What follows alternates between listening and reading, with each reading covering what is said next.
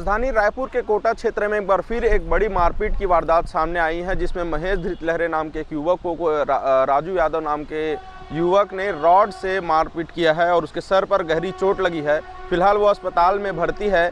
वहीं जो आरोपी है वो खुद को थाने में आके सरेंडर कर दिया, लेकिन आपको बता दें कि थाने में कोई विशेष धारा नहीं लगाई गई है, जिसको लेकर जो है परिजनों में नाराज़गी है। और जो परिजन है वो यहाँ पर मौजूद है, उनसे हम बात करेंगे किस तरह से कैसे मारपीट हुई, क्या सहायता मिली है पुलिस से। पुलिस से पूरा वो तो अच्छे से सहायता नहीं मिली अभी तक। जो आरोपी है वो थाने में ही बैठे हैं, यानी पूरा कड़ी कार्रवाई नहीं ले रहे हैं। छोटा धारा लगा है।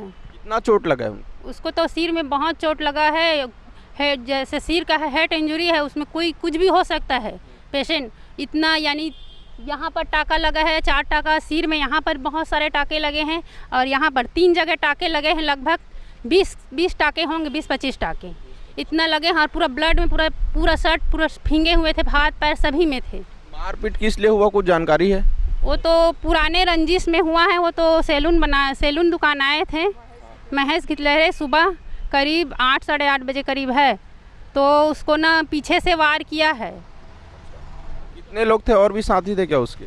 मेरे को तो पता नहीं है, 3-4 लोग हैं ऐसे करके बोल रहे थे। क्या चाहते हैं आप लोग?